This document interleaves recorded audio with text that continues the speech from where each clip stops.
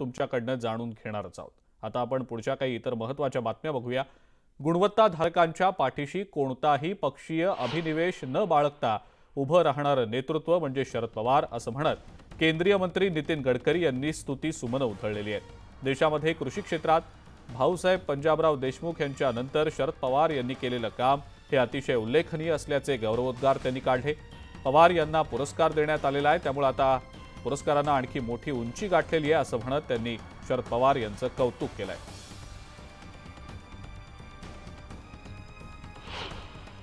गावातल्या शेतकऱ्यांचा विकास झाला पाहिजे।